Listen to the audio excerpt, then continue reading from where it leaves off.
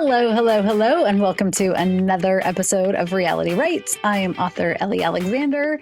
This is the podcast where we talk about all things bookish, writerish, and life-ish. And I'm here with the tech guy. Oh, and I'm excited today because we're getting techie. We're getting techie on Reality Rights. I mean, not really, but this is, as you know, and a lot of the darlings out there probably do too. This is a subject that's near and dear to my heart because it's just like I like to educate people on this, and so I can't wait to dive in. But first, before we get to today's topic, we're still buzzing about the release of the Whisking Hour, book 22, The Bake Shop Mysteries. Yeah. Can you believe it? It's been so fun. Thank you all for all of your support and sharing and posting and DMs and emails.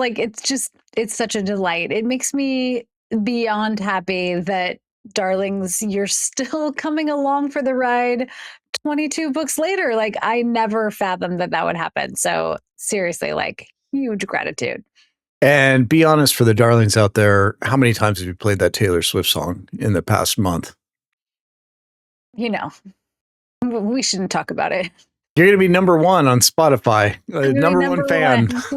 Gonna get an invite. Taylor, if you're listening, number one fan right there, right next to me, right next to me. Yeah. 22. I mean, she just set it up so perfectly. How can I not? I know. Quick segue. I've, for some reason, on my Instagram feed as of late, there have been a couple of instances of well-known Instagram accounts. There's one husband and wife team, and then another was another woman who's she does comedy and stuff. And their reels were about Taylor Swift liking their post. And so every time I see one of those, I think of you. I think, it's going to happen. It's going to happen. It's going to happen. So Taylor, if you're out there, please, that would be the best gift in the world. Can you just like one of these posts? That'd be awesome. Yeah. Fine. Start following Reality Rights. Right. Totally. I'm sure that'll happen. Definitely.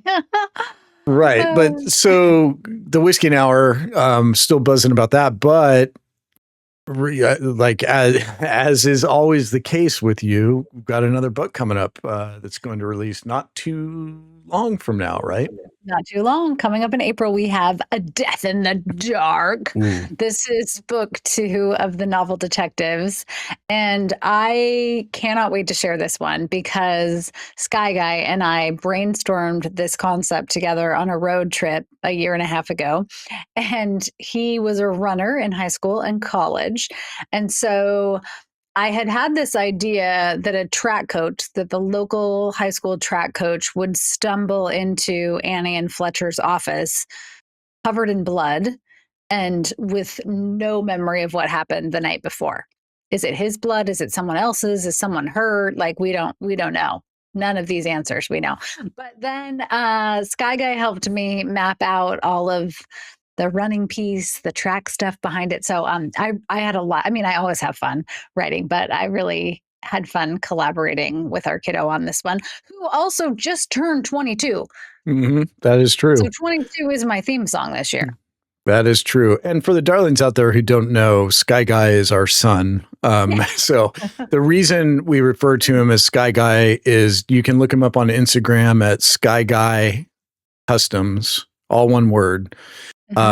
He is an incredible artist and designer and makes very Star Wars specific creations. Not all Star Wars. I mean, he has branched out to other stuff, but his Skyguy Customs account is full of absolutely incredible creations. I'm still amazed every single time he comes up with something.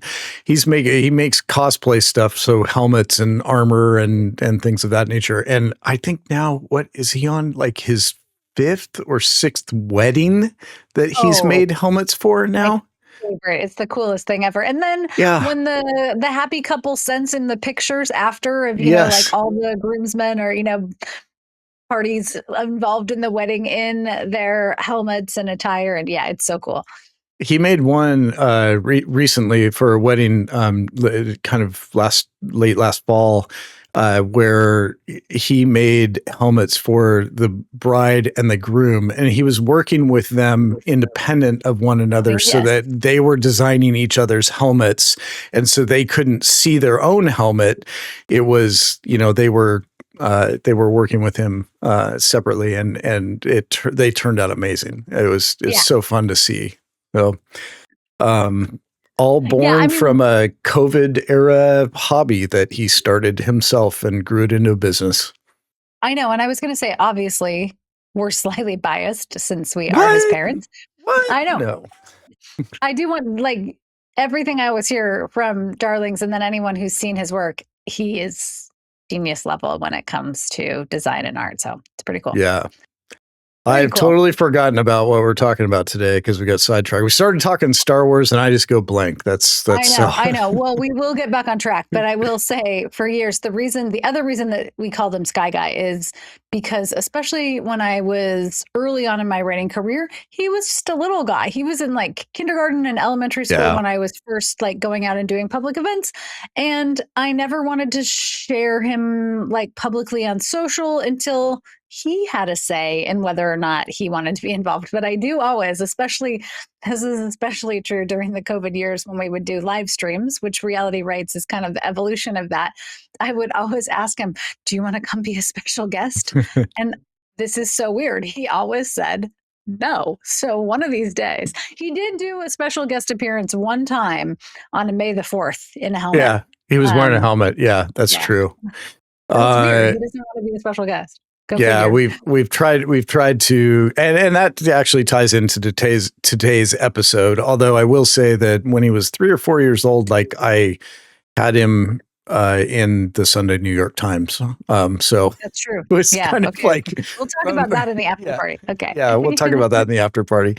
Over on page. Speaking of the after party, for patrons out there, head over to Ellie's Patreon after this episode for the after party, where we have some more fun stories about today's topic, and we'll talk a little bit more about Skyguy. Yeah. Okay. Cool. But today we digress. Right. A lot. A lot. Yeah. Today we're talking about scams. Yeah, so these are things we're going to talk about. Internet mainly related scams that both writers and authors and readers should look out for, and ways to avoid them. And so we're going to talk about it from things that we've experienced ourselves. And this is not meant to scare anyone, but it is meant to spread awareness and to maybe educate people a little bit so that you can protect yourself and stay safe online and still enjoy content and interactions with your favorite authors. So that's right. Yeah. Yeah. So let's dive into it. Let's dive into it. Yeah. Okay. The first thing I want to talk about on this front, and every professional writer I know over the last 6 months to 8 months has been inundated. And when I say inundated, I mean multiple emails every day that are most likely bots. They're all AI written for sure, asking for some kind of solicitation.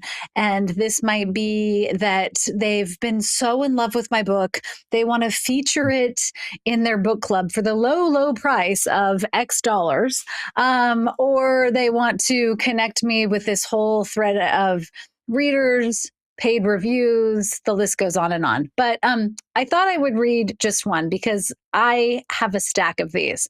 So what's great is if you have any sense of discernment as an author, and I really hope you do, because I have had author friends initially that have fallen for them because they're written so cloyingly. But when the invitation comes in, an invitation to feature The Cozy Case Files, Volume 20 at the Literary Circle Book Club. Dear Ellie Alexander, I hope this finds you well. I'm reaching out on behalf of the Literary Circle Book Club, a community of a community dedicated to celebrating engaging, character-driven storytelling across genres with a special appreciation for mysteries that delight and entertain readers. Okay, what is Cozy Case Files Volume? Yeah. Let's explain that for the darlings out there, That is because a baseline. This is just a free collection that my publisher puts out that has, I don't know, like 5 to 6 first chapters of upcoming mysteries that are publishing in the next 6 months. So it'll be me and like Reese Bowen and Olivia Black and, whatever, Vivian Chen, like whatever new mysteries are coming from Macmillan, they'll do a collection of Cozy Case Files that they put out for free. So I can't even read you the rest. It's 7 paragraphs of just blowing smoke up my ass of how the Cozy Case Files has moved them. It's such compelling, so compelling, spine-tingling work. It's not even a book. Right. And then those first chapters hit, though. They hit hard. They really hit that. Woo, that sample. I'm in. Edge of my seat, up all night, couldn't wait to finish it. Leaves you wanting more, that's for sure. Definitely wanting more. That's true. You got to give them that. This is just one example of many that I get every day. And it's always that. And the really fascinating thing is some of them come to my personal email, which is not associated with my Ellie Alexander work at all, too. And it'll be the same thing. I read the first book of novel detectives, and for the low price of $2,000. Okay, this is a scam. If you are a new writer and you're getting these are not real book clubs. Real book clubs are not going to ask you to pay them to come talk about your book. I run a book club at our local bookstore. It's free. Everybody gets to come.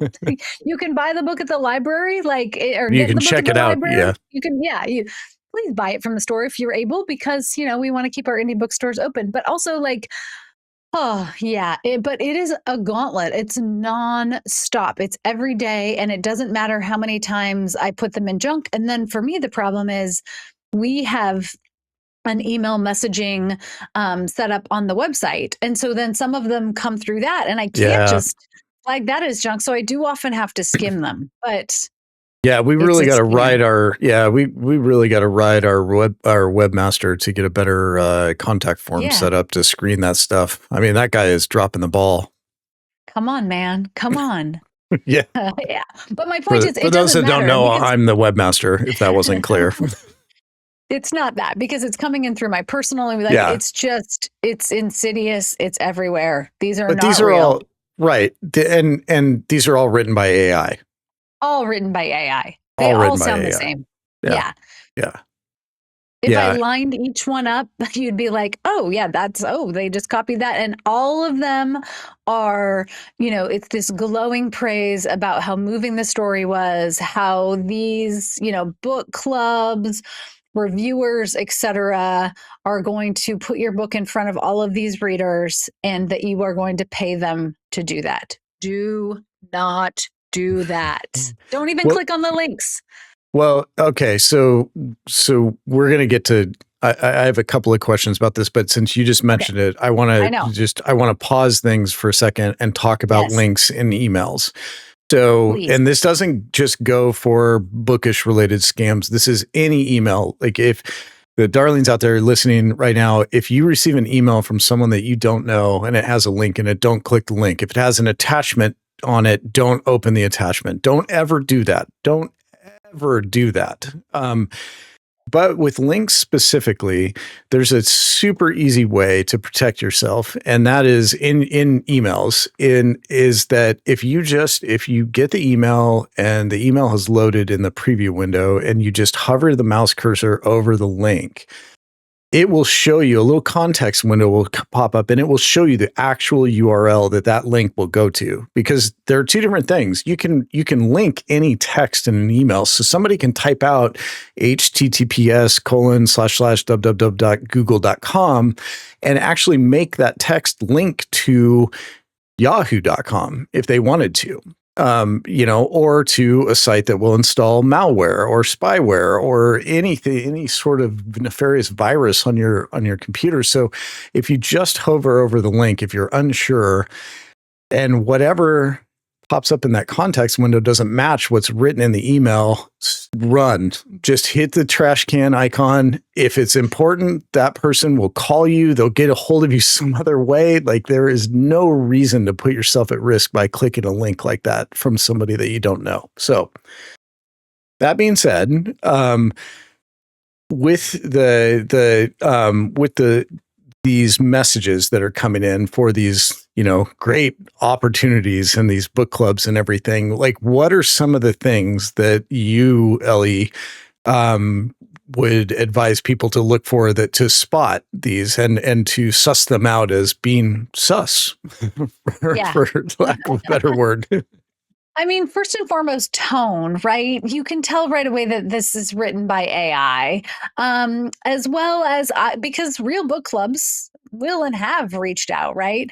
They're usually going to have a name attached to them. They're not going to have, it's not going to be 17 paragraphs long talking about a specific book. It's going to be a personal request. It might be like, our book club meets on Tuesday nights on Zoom. Could you join us then? But I mean, the problem is AI is getting better. And so I understand. And especially as somebody maybe who's a new author, you might immediately think like, oh, wow, this is incredible. Like, of course I want to meet with this book club because I want to have more readers read my book. So just really like using discernment. Again, no one is going to ask you no book club is going to ask you to pay them money. I think this is the baseline for today's episode, because this goes into the next few things that we're going to talk about as well.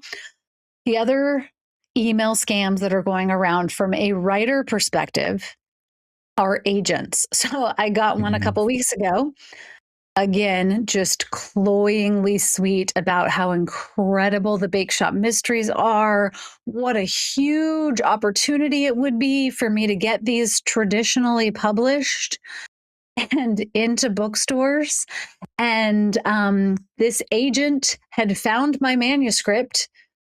So many questions here, and was wanting to offer me representation. So the Bake Shop Mysteries behind me, sorry, darlings, if you're just listening, 22 books. My agent is public. Like, if you look up my agent, you'll know that. And I already have a publishing contract with Macmillan. But again, like, I think these are the sort of things that a new author might get really excited about. Oh my goodness, I've gotten an email from an agent. Did you send this person your manuscript? Did you query this person? No. Does an agent or an editor ever ask you for money? No, that's a scam. An agent or editor should never ask you for money to read a manuscript. That's just in general. First of all, they're not likely going to seek out, they're 100% never going to seek out an unsolicited manuscript that they don't know exists. Let's say that you've been indie published. There could be a circumstance where an agent or editor might reach out and go, wow, I've seen your indie stuff. I'd love to have a conversation. Well, that would be legit. They're not going to ask you to send them money to have said conversation. Yeah. And so an easy way to look at these emails that come in and determine whether or not they're real, because with generative AI, it's getting better and better and better, and it's going to become harder, much harder, to distinguish between what's real and what's not real. But an easy way to figure out if this is a legitimate offer or not, a lot of the times, is to look at the email address that this was sent from. Because many times, not every time, so this is not something that you should just go, oh, the email looks good to me, I'm going to do this.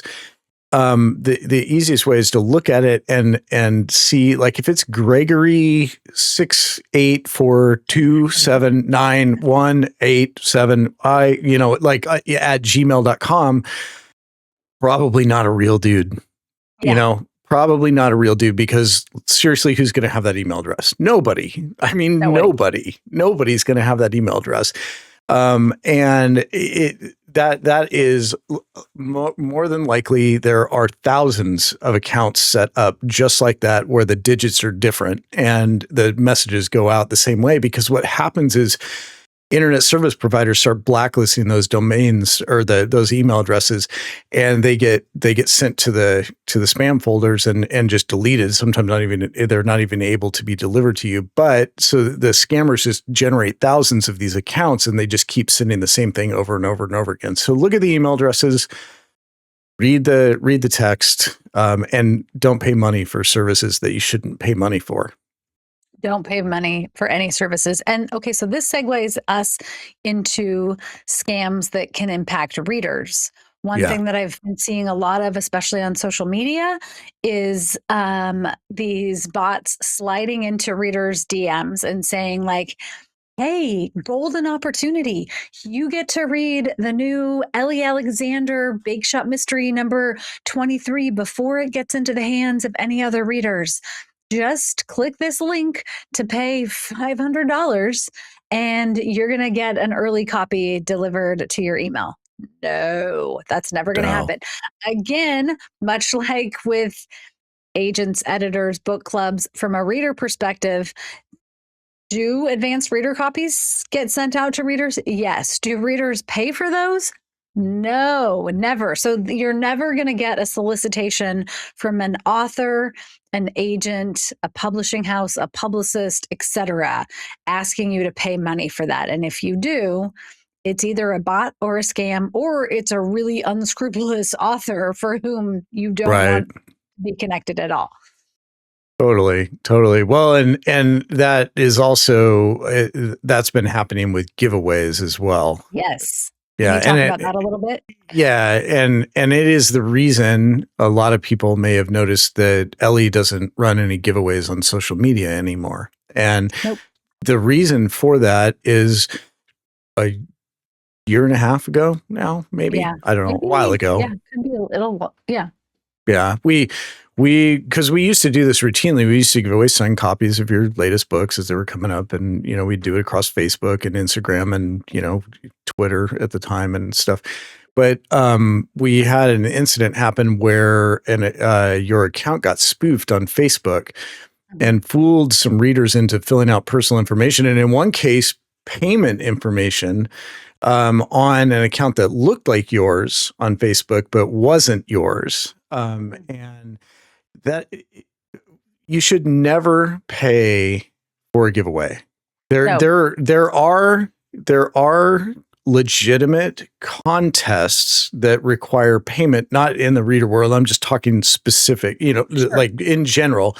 Globally. But the thing about those is that there are so many laws, both nationally and state-based laws for contests like that most people don't do them because it's so difficult to fit a contest into and be in line with all of those laws. So giveaways are generally just like, you don't have to do anything. Maybe it's leave a comment, like a post, whatever.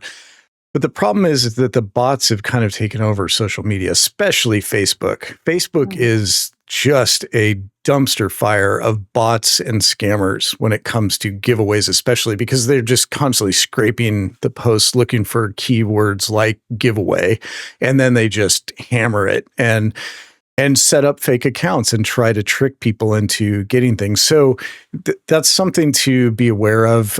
We've moved all giveaways to Ellie's email newsletter and her Patreon account because those are two official channels that we have full control over.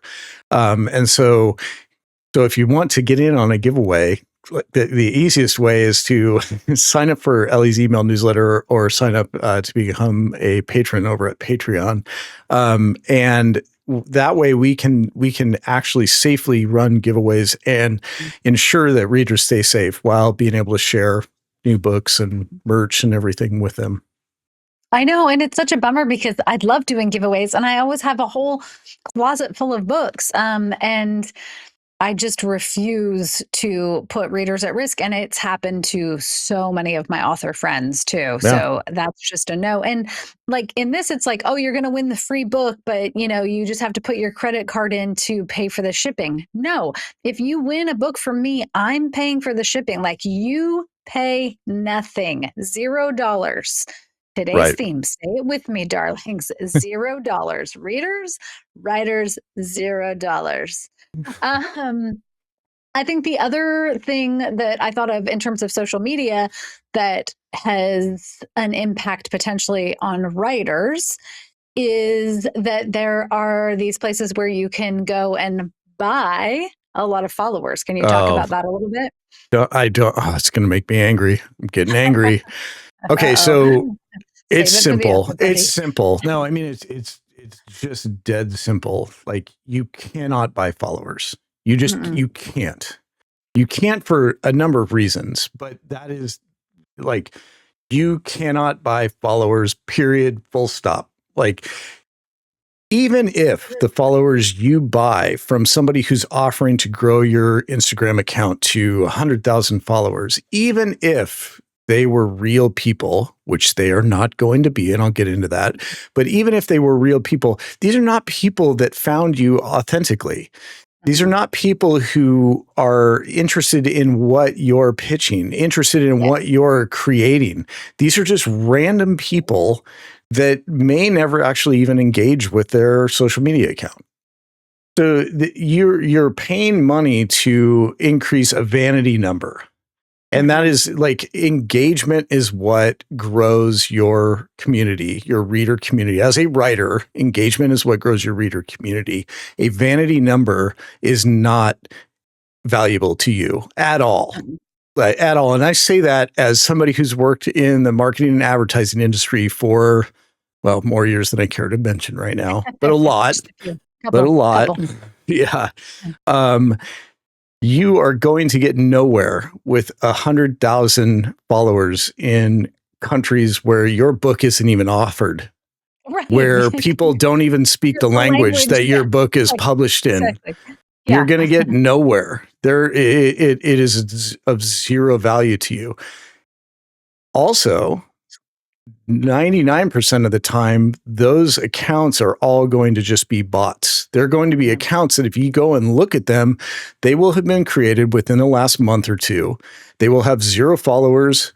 They will have 0 posts, and they will be following like 100 to 1,000 other accounts, most of which are going to be the other bots that are now following you. Right, So, bots following bots. Yeah. right.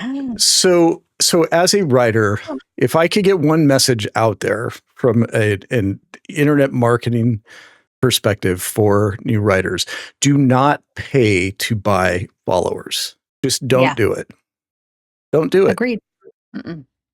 I mean, and anybody who has followed you, us, you, mainly you, for any amount of time knows that we have worked very hard to grow the community that we have built over the years.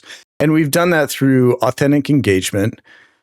We've done that through fun content, fun activities, but always in the effort to pull in people who want to engage with you, who want Mhm. to consume the content, who want to interact with us.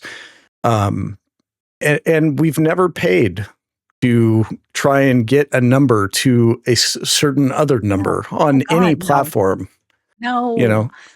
No. I say this to all of the writers who I coach. It's so much better to have 10 followers who are engaged and interested in who you're building a relationship versus 10,000 bots. Like yeah, it doesn't matter. But Yeah. again, the baseline for this goes back to money. Now, on the writing side, do not pay money for followers. Do not pay money for a book club. I sound like a broken record, but yeah, I mean, it's a lot that you have to pay attention to as a writer and as a reader now as well. And there's nobody out there on the internet, and I will debate them one-on-one, anytime, any place. There's nobody out there on the internet that can tell you that for $1,000 they'll grow your account to 100,000 followers, and that can guarantee that those 100,000 followers are going to be authentic people who are truly, really, truly interested in your content. They cannot do that. That is done through hard work and effort. That is done through treating writing as a craft, as your job, as your way of life, and engaging with people that are interested in what you are creating. And that's it. It's that simple. You are going to get so much farther as a writer if you have 100 followers who spread the joy of your writing through word of mouth to their friends and family and post online about it than you are with 100,000 followers, 90,999 or whatever, of which don't ever engage with your content. Yep. No. So true. Ah. Yams. I know. We got the tech guy fired up today, darlings. Yeah, but I think the takeaway should be no money, and just really using discernment in terms of thinking about, like, is this real? Does this seem odd? Does this seem too good to be true? Did I submit a manuscript? Etc. Right. And discernment, and just slow down. Like take a beat and think twice, think 12 times about what you would be signing up for. Is that $1,000 that this person asks, that they're asking for, is that going to get you what you want? If it sounds too good to be true, it probably is. It definitely is online. Yeah. Like, if it sounds too good to be true, it's a scam. It's a scam. 100% of the time. It's just, just slow down, take your time. Don't click links that you don't, from any emails that you aren't expecting, and don't pay money for services that you shouldn't have to pay for. That's right. We're doing the work. And I mean, I started this out by saying, like, I didn't want this episode to be about fear for people. Like, there are scary people out there on the internet. There are thousands of people that are trying to get your information, that are trying to get your payment info, that are trying to get your identity and do very bad things. But there are millions of people out there who are honest, happy readers and writers that just want to engage with each other and consume content in a way that makes them happy. And so hopefully this episode will help some writers out there stay away from the scams, and readers, and just enjoy the books that everybody's trying to put out and consume in the world out there. And I already have a plan for Ashland Mystery Fest and these scammers. So if you're coming in the fall, get ready. Wow. That's my teaser. I don't even know what it is, so I'm intrigued. Yay. Well, you have to wait and see. On that note. On that note, until next time. Until next time.